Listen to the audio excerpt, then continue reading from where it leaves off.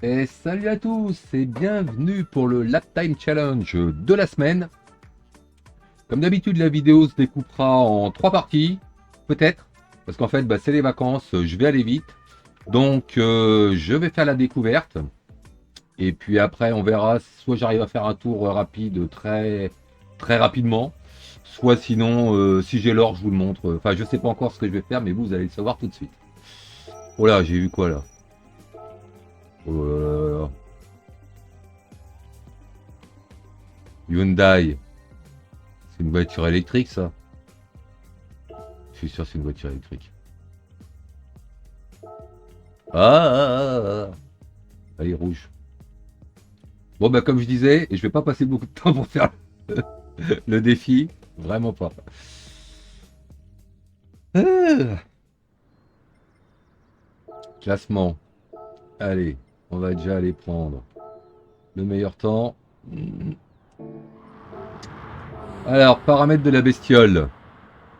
Voiture électrique 4 roues motrices. 800 chevaux, 900 kg. Et avec ça, si on s'envole pas. Donc bien sûr, on peut pas avoir d'infos. C'est de l'électrique.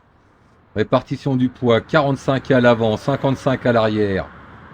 Avec presque la puissance d'une moto, autant vous dire qu'à mon avis, sortie de virage, vous pouvez toujours tourner le volant avec tout droit. Bon, allez, on va voir ce que ça donne. Paramètres d'assistance, on va démarrer avec rien. Voilà. La manette, sur cette bagnole, je sais pas. Et le reste, je sais pas. Bon, comme ça, de toute façon, je sais pas, je sais pas. L'or est en 56 une, ouais, on va dire partir sur du 56. 56, j'ai tout ce qu'il me faut, ouais. Allez, je recharge la batterie. Allez, c'est bon, on y va. 56, j'ai dit. Allez.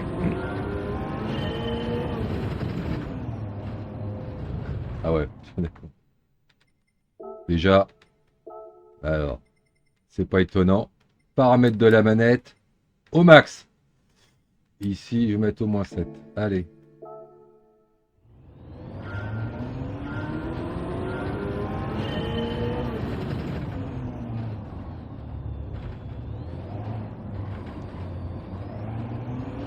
Ouais, ça va la patate. Les roues arrière patinent et les roues avant s'ouvrent.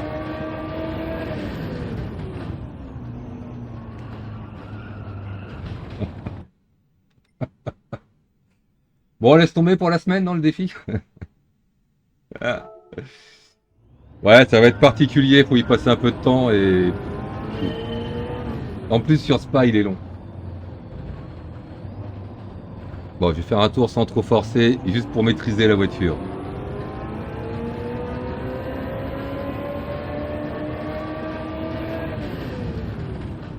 Alors, on va essayer de bien l'arrêter. L'accélération est pas si mal. Quand on est bien dans l'axe, c'est pas trop mal.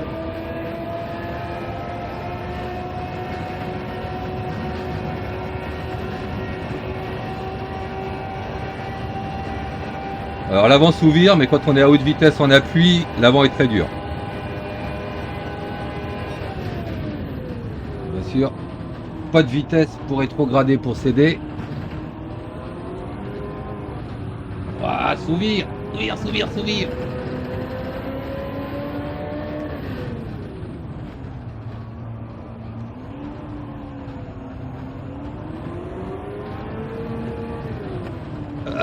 Tu vas tourner, oui. Oh, oh, oh. Ah celui-là, à mon avis, il faut faire gaffe. Allez, tourne. Il est loin, lui, déjà, là-bas. Ouh.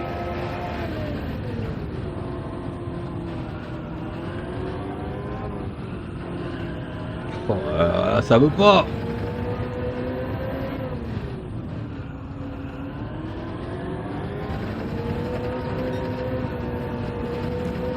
Faut vraiment s'arrêter. Ouais, puis mon tour, il est rouge. Bah Moi, je le finis parce que je vais en faire un deuxième. Faut pas toucher les quilles, hein. Ah, je l'ai effleuré. C'était mort.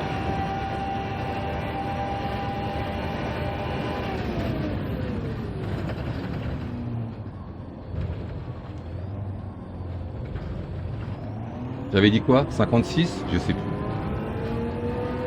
Ouais, c'est jouable quoi.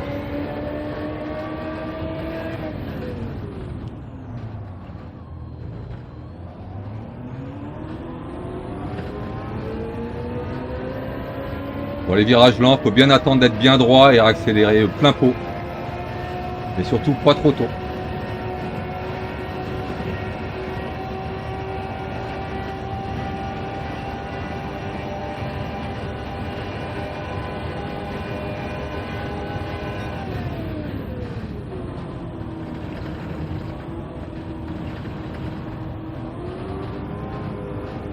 Attention aux quilles.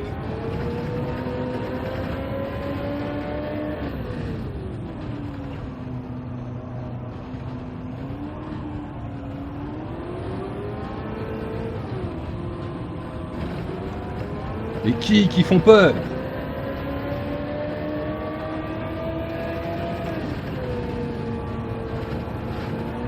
Oh, j'étais un peu lent là.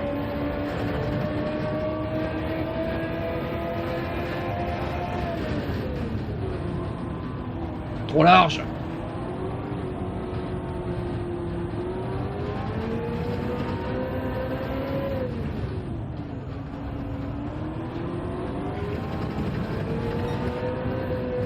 Ah, ben là j'ai merdé, j'ai eu peur de la quille.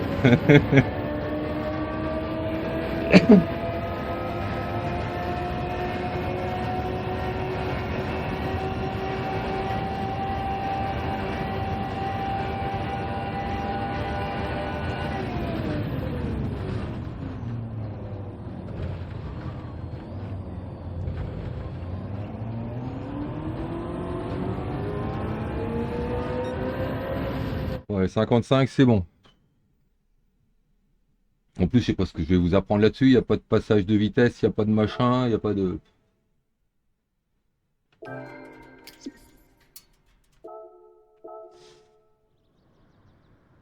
Donc, c'est l'or à 2%. Bon, pour un truc que j'aime pas, ça va, je m'en sors pas trop mal. Mais bon. Je fais 3 ou 4 tours, mais pas plus. Et puis, je vous fais une explication juste pour avoir l'or. Tant pis si je suis pas dans les premiers. Allez, et pour vous, les explications, et ben, c'est maintenant. Hop, et donc finalement, j'ai fait un temps en 1,54 203. Alors, j'ai fait 2 tours. Par contre, j'ai fait 15 tentatives. Les quilles, les quilles, les quilles, les boules. Voilà, faites bien gaffe. Donc en fait, cette voiture, comme je disais, elle a une énorme tendance au sous-virage, surtout à l'accélération. Et puis elle est assez particulière parce que à haute vitesse, elle tient bien dans les courbes. Et puis à un moment, elle décroche. Donc en fait, quand on arrive dans un virage, on ne sait pas trop doser pour arriver à attraper la corde. Donc ce que j'ai été obligé de faire très régulièrement, c'est de remettre des petits coups de gaz.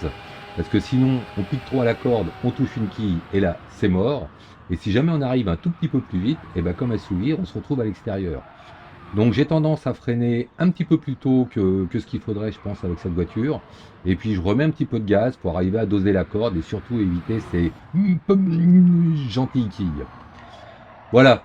Bon, sinon, voiture électrique, mais hyper sympa à conduire. Mais bon, voilà, pas de passage de vitesse.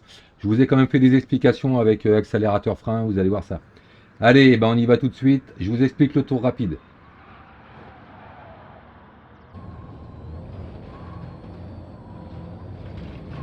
Et allez, on est parti. Donc on va arriver sur la première épingle. On freine très fort sur la partie gauche. Donc au niveau du panneau 100 mètres.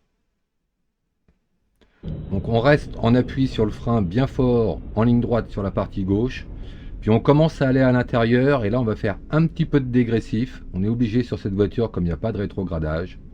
À la corde, je relâche un petit peu. Donc là l'objectif, remettre la voiture le plus droit possible. Et ensuite accélérer à fond. Donc vous voyez, je ne suis pas encore dans l'axe, mais je vais arriver à m'en sortir parce que j'ai tourné assez court. Et regardez bien, je remets le volant droit au moment où j'accélère, parce que les routes devant ont tendance un petit peu à décrocher de la piste. Donc tous les virages lents, il faudra faire comme ça. Il vaut mieux perdre un peu de temps et remettre la voiture droite. Donc le raidillon à fond, pas de problème, mais il faut quand même bien tangenter, bien passer à droite et couper sur le dernier vibreur. La ligne droite, comme d'habitude, vous montez tous les rapports. Bah non, je déconne. Le freinage, on le fait au 100 mètres en étant bien à gauche. Donc je freine fort sur toute la partie où je suis en ligne droite. Je commence un petit peu à aller à la corde. Et là, à la corde, vous voyez, je freine à 50%, puis je relâche doucement. Ne pas toucher aux quilles, hein, comme d'habitude. Ici, je remets les gaz, mais pas trop. Ce virage-là, je vais le prendre assez doucement. Vous voyez, je dose un petit peu avec l'accélérateur. Parce qu'il ne faut surtout pas s'écarter. Il faut se remettre droit dans l'axe. Parce qu'à partir du moment où on est dans l'axe, ça permet de remettre un coup de gaz à fond.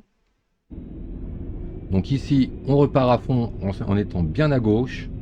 Là, encore la même chose, je coupe les gaz, je dose un petit peu pour me rapprocher des quilles, mais sans les toucher. Donc il faut passer assez près, mais voilà, pas trop. Attention à la voiture, quand on n'est pas trop rapide, elle pique très vite à la corde. Et dès qu'on peut, dès qu'on est sorti du vibreur, je remets à fond. Et je sors un petit peu large sur le vibreur parce que les roues de devant font sous-virer la voiture. Bon, ça passe, il n'y a pas de pénat tant qu'on a les roues sur le vibreur rouge et jaune. Ici, je freine un petit peu avant le début du vibreur rouge et jaune. Donc, on freine très fort. On vient se positionner à la corde. Donc là, encore un petit peu de dégressif. Puis, je laisse rouler la voiture. Il faut vraiment rester près de la corde. Attention, il y en a deux des cordes. La deuxième est importante, donc c'est sur la deuxième, quand on arrive ici, on réaccélère. Donc on essaye de réaccélérer tôt, un peu moins tôt que quand on est en groupe 3, hein, sinon la voiture s'écarte. Ici je me colle à droite, donc c'est un virage que je préfère sacrifier un petit peu. Je freine très fort, mais pas longtemps. Là je laisse rouler la voiture, tant pis si je perds un peu de temps dans l'entrée, mais ce qui compte c'est de réaccélérer le plus tôt possible. Donc il ne faut pas que la voiture soit trop rapide et surtout il ne faut pas que vous ayez la voiture qui vise trop à l'extérieur. Il faut déjà avoir redressé un peu la voiture. Toujours pareil, on peut sortir large sur les vibreurs, hein, partout dans ce coin. Ce virage-là, je me colle à droite, je freine aux 50 mètres.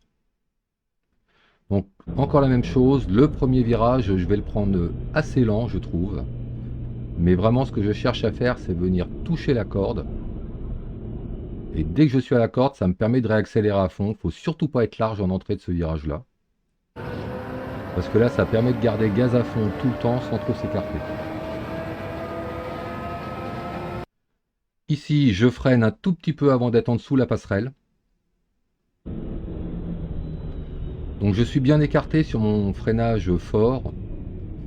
Et ensuite, je fais un petit peu de dégressif, puis je laisse rouler la voiture. Il faut vraiment rester collé assez longtemps sur la partie de droite. Donc là, je remets un petit peu de gaz parce que j'étais court. Mais vraiment, il faut rester à droite. Ça permet, sur la deuxième corde, de pouvoir élargir un petit peu sa trajectoire, de venir tangenter sans toucher les quilles. Et ici, toujours la même chose, on attend. Et dès qu'on peut, on réaccélère à fond. Donc j'ai encore le volant complètement à gauche. Hein. Mais mes roues de devant glissent un peu. Mais en fait, il vaut mieux l'anticiper comme ça. Ici, je freine bien avant le début du vibreur. Pareil, c'est un virage, on a toujours tendance à être trop large. Mais attention aux quilles, comme elles font peur, on s'écarte un petit peu. Ici, gaz à fond en étant toujours à l'extérieur. Sur Spa, c'est pas dur. Tous les vibreurs, il faut les utiliser. Ici, moi, je coupe un petit peu les gaz. Les meilleurs ne les coupent pas. Donc, si vous arrivez à bien vous engager, normalement, elles passent à fond.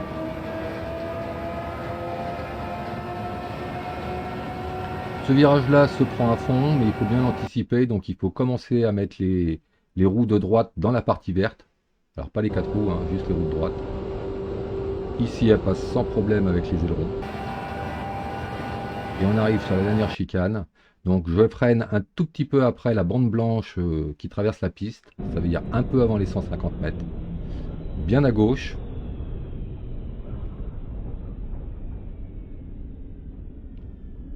Et ici, je m'engage à la corde en montant sur le vibreur. Un petit peu. Je laisse rouler la voiture en remettant un petit peu de gaz. Et ici, je viens repiquer, encore la même chose. L'objectif, c'est que la voiture tourne très vite pour pouvoir réaccélérer à fond. Et vous voyez, je mets gaz à fond alors que je ne suis pas encore tout à fait dans l'axe. Mais comme j'ai tourné très court, elle va s'écarter, mais sans sortir de la piste.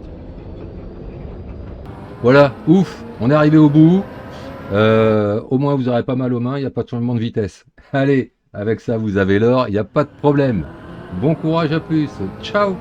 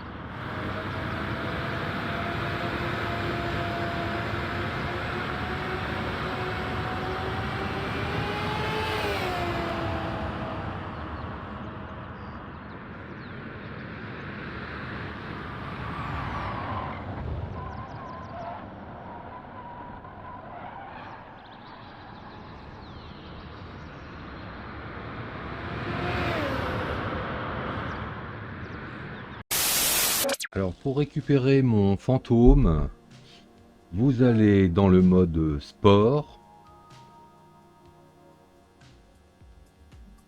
sur le défi. Donc là, normalement, avec la vidéo, vous savez à peu près combien je suis positionné. Donc ce qu'il faut, c'est arriver à me retrouver. Donc là, par exemple, sur ce temps-là, j'étais 109e. Même 110, tiens, j'ai reculé. Donc, chargez le profil. Pour aller dans la galerie d'art et les rediffusions. Et là, vous allez voir, je vais vous mettre tous mes fantômes. Donc, vous sélectionnez celui qui vous intéresse. Le petit cœur, ça fait toujours plaisir. Et collection. Donc en fait, à partir de ce moment-là, c'est rentré dans votre collection et vous allez pouvoir retrouver mon temps. Vous choisissez une voiture, alors que ce soit une voiture louée ou de votre garage, hein, ça ne dérange pas. Vous chargez le défi. Ensuite, il faut aller dans paramètres, paramètres du fantôme. Vous faites ouvrir. Là, vous avez votre temps, si vous l'avez enregistré. Donc attention, j'ai le même nom. Hein. Et à côté, dans collection, vous avez le fantôme que vous venez de charger. Voilà, donc en fait, maintenant, une fois que vous avez fait ça, c'est mon fantôme que vous allez voir apparaître. L'avantage que vous aurez, c'est que avec mon fantôme, je vais beaucoup moins vite que les meilleurs.